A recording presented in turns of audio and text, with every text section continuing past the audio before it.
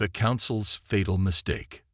The chamber of the Galactic Council was silent as High Prelate Dravos, a towering insectoid with iridescent wings, tapped his claws against the podium. The holographic decree shimmered in the air. All member species shall surrender orbital defense codes to ensure galactic peace. One by one, ambassadors from a dozen alien races bowed their heads. The Zorathi hissed approval. The crystalline Therans chimed agreement. Then the human delegate, Captain Elias Vex, leaned back in his chair and laughed. It wasn't a polite laugh. It was the kind that made the Therans' gemstone skin flicker with unease. "Let me get this straight," Vex said, spinning a stylus between his fingers. "You want Earth, a planet that still argues over pizza toppings, to hand you the keys to our missiles." Dravos' wings vibrated. "This is not a request, Captain. It is unity." Vex stood, his boots echoing. Funny. Last time someone said unity to humans, it ended with tea in a harbor and a revolution. He tossed the stylus onto the table. Hard pass. The council erupted. The Zorathi Admiral, Krell, bared his fangs. "You defy the council." "Nah," Vex grinned. "I'm just the messenger." As he left, the council's screens flickered. Every display switched to a loop of Earth's greatest uprisings: Washington crossing the Delaware, the fall of the Berlin Wall, a viral video of a grandma whacking a drone with a broom. The message beneath burned in crimson. Try U.S. Silent war, loud consequences. The disappearing act. 3 days after Captain Vex walked out of the Galactic Council, Earth's colonies vanished. Not literally. Their planets still orbited their stars, their cities still stood, but every human outpost, from Mars to the mining rigs of Ceres, went radio silent. No transmissions, no trade updates, just nothing. High Prelate Dravos ordered scout ships to investigate. What they found was worse than an attack. They found memes. Every docking bay, every comms relay, even the automated waste processors had been hacked. Instead of security protocols, the screens displayed looping footage of ancient Earth cartoons, distorted to make the Council's leaders look like squawking chickens.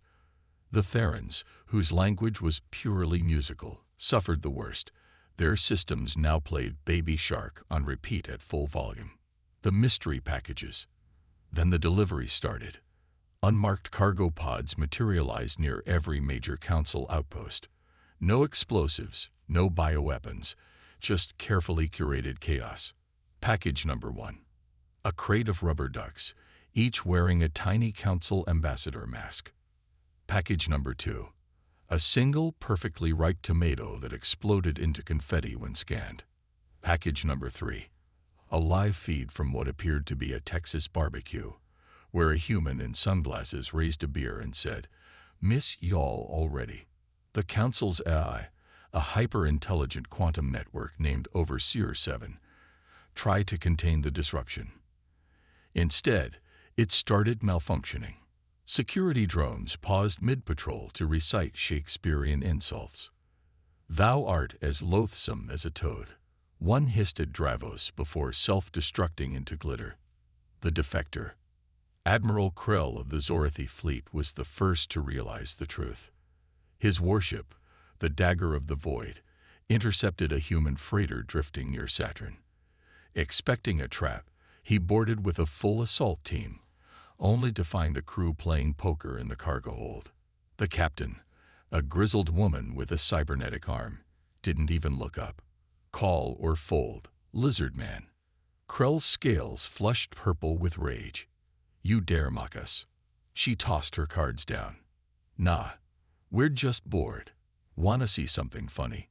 She tapped a console.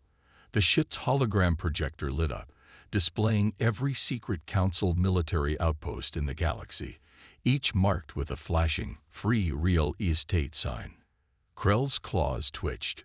Then, slowly, he sat down. "Deal me in." The broadcast. That night, a new transmission hit every screen in the galaxy. No demands, no speeches, Just a single sentence flashing over footage of Earth's history. Wars, inventions, kids laughing, a cat playing piano. You wanted control. We give you this. Then the screen cut to static, and from the void, a sound began. Deep, rhythmic, getting louder. It was music. The moon becomes a weapon. The sound of madness. The music wasn't just playing. It was being broadcast from Earth's moon. Humanity had turned Luna into the galaxy's largest speaker.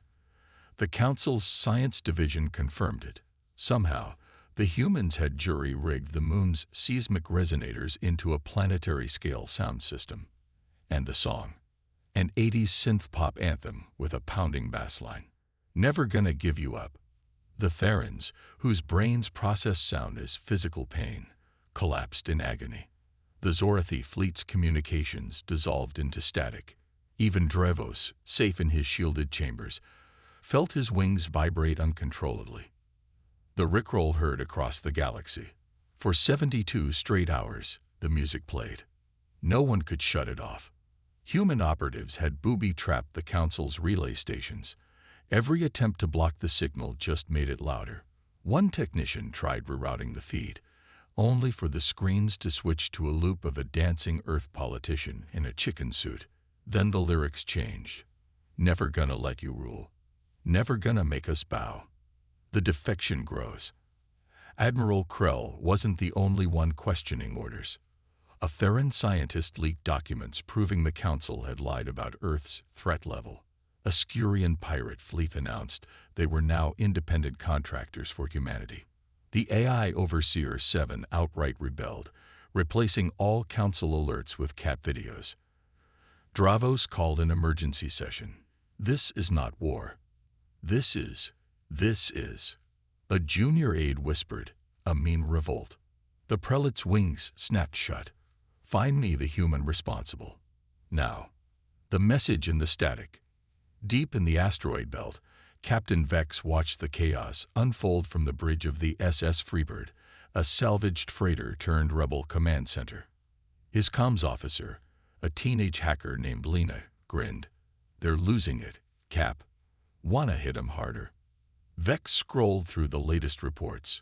Zorathi ships abandoning patrols, Theran diplomats begging for negotiations, a viral video of a Council guard crying over a kitten meme.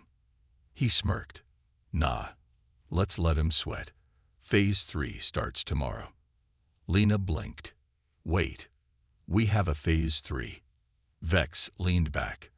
Oh kid, you're gonna love this. The Potato Rebellion. The Great Food Heist. High Prelate Drevos was halfway through his morning nutrient slurry when his aide burst in, mandibles trembling. Prelate, the storage facilities. Dravos stormed into the Council's central food depot, his wings twitching in rage. Every crate, every refrigeration unit, every emergency ration pack had been emptied. And in their place, potatoes. Not just any potatoes. Each one was carved with crude but unmistakable human script. Try conquering this. The Spud sabotage. It wasn't just the capital. Reports flooded in from every corner of Council space. Zorathi warships found their protein synthesizers now only produced mashed potatoes. Theran meditation temples discovered their sacred nectar replaced with vodka, made from said potatoes. The Scalix, a species that photosynthesized, woke to find their sun lamps projecting potato-themed motivational posters. The humans hadn't just stolen their food. They'd weaponized agriculture. The defectors' feast. Admiral Krell, now openly allied with the human resistance, sat in the mess hall of the SS Freebird, devouring a plate of buttery, salted Earth-style fries. How? He growled between bites. How did your people infiltrate every supply line? Captain Vex smirked. 2 words. Space farmers. Lena, mouth full of potato chips, added, turns out, no one checks the boring cargo ships. The Council's desperation. Dravos ordered all remaining supplies locked down. It didn't work. The next shipment of emergency rations, more potatoes, this time sprouting vines that spelled oops. The Skelex ambassador, weak from hunger, collapsed during a speech. The medics revived him with an IV drip of French fry grease. The galaxy was starving, and humanity was laughing. The Battle of Pranks. The Clown Armada. The Council's fleets finally mobilized, converging on Earth's last known coordinates. What they found wasn't a battle fleet. It was a circus. Human ships, painted in neon stripes and polka dots, floated in formation. Their hulls bore slogans: War Ning, High Fuelen Zone, Trespassers, Whale B, His CKLED.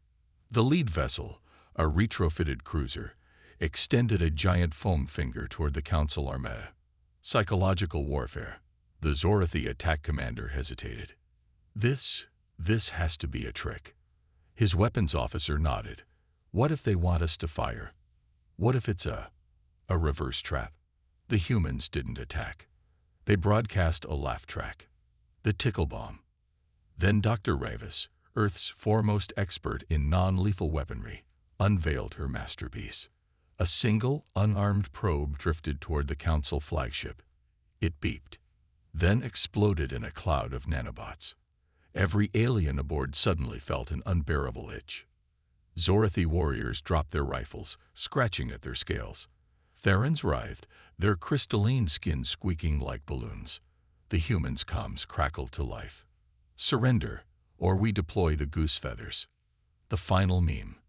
As the Council fleet retreated in disgrace, every screen in the galaxy lit up one last time. A single image. A grumpy cat. The caption: You mad. The Council's humiliation. The leak heard across the galaxy. High Prelate Dravos knew something was wrong when his private terminal started playing Yakety sax at full volume. Before he could react, every screen in the Council spire flickered to life, displaying his personal files. All of them. His unfinished epic poem about Theraxian sunsets. The embarrassing holos from his larval molting ceremony. His secret search history. How to deal with rebellious mammals. The final file was labeled OPERTION. Disparate MEASURES. It contained one sentence. We may have underestimated the humans. The meme that broke the Council. As Dravos frantically tried to shut down the feed, Overseer 7 hijacked every public display in the capital. A single image appeared. A crudely drawn stick figure labeled Council standing before a towering muscular stick figure labeled Humans. The caption: F around D and find OUT*****. Within hours, 3 planetary governors resigned. The Zorathi mercenary legions defected en masse. The Theran Science Collective formally apologized for participating in this foolishness. The last broadcast. Dravos sat alone in the crumbling council chamber when the human transmission came through. No grand speeches, no demands. Just a single Earth sunset with a hand-painted sign in the foreground. Game over. Want a rematch. As the feed cut out, Dravos' communicator buzzed. It was Admiral Krell. The BBQ pit is lit. You coming? A new galactic order. The first galactic cookout. They came in ships of every shape. Former Council warships, pirate vessels, even a repurposed potato freighter. At the coordinates humanity provided, they found 1,000 grills sizzling with Terran meats, barrels of Earth beer chilling in zeroed. Lena Jijing from a satellite-turned sound system. Captain Vex stood atop a makeshift stage, raising a bottle. No more empires, no more unified peacekeeping. Just this: good food, good fights, and the freedom to tell bureaucrats to shove it. A Zorathi warlord raised a kebab. To chaos. The cheer shook the asteroids. The Free Systems Manifesto. Written on a napkin, later engraved in titanium. No species tells another what to do. All disputes settled by rock, paper, scissors. Best of 3. Potatoes are neutral territory. The legacy. Dravos became a surprisingly good blues guitarist. The Therans invented FTL-powered pizza delivery. Overseer 7 now runs the galaxy's most popular meme archive. As the SS Freebird prepared to jump to uncharted space, Vex looked at his crew. Where to next? Lena grinned, pulling up a star chart. Heard the Andromedans could use some enlightenment. The ship vanished in a blaze of fireworks, shaped like middle fingers. The end,